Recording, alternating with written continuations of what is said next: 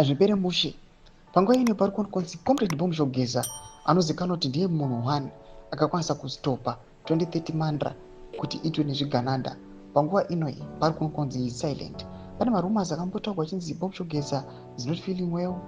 Vamwe vari kufambisa marumors enhema achiti aiwa mukomana akabvuma mari nemota. Right now kuri kuno kwakunzi as people they are saying maybe the revolution has failed.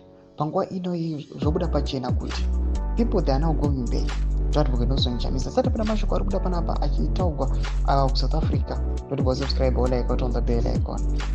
Team da pendo chimama ari posta this video ramuri kuona kudanya kuti ANC admits that Nelson Chamisa is the popular and the most loved leader in Zimbabwe, although the ANC remains a loyal Liberation Party sister to ZANU-PF.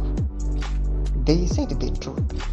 Now that Geza revolution is failed, they intended shortcut to remove Zvigananda back to Nero. Ndomashoko ari kuda panguva ine ari kunyatsa kuonekwa kunzi aiwa the only way to remove Zvigananda panguva ine kwangosara one loophole. Kunyatsa kuonekwa kunzi the only escape plan ndeyekuenda through Nelson Chamisa. Panapa ari kuuya mashutaura mashoko achiti aiwa kunyarara kwaita Bomb Shogeza zvimwe.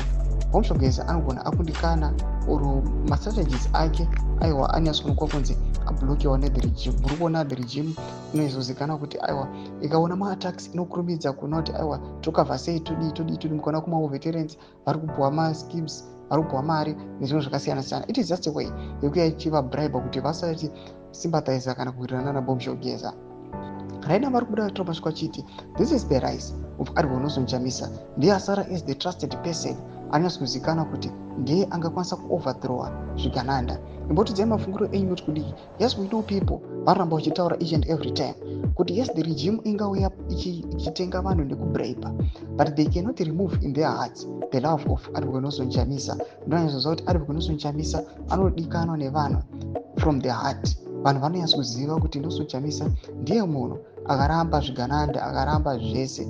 Todzai mafungiro enyu mboti kudii pamusoro pechitiko ichi. Abvina comment section medu mafungiro enyu. So subscribe or like, turn on the bell icon.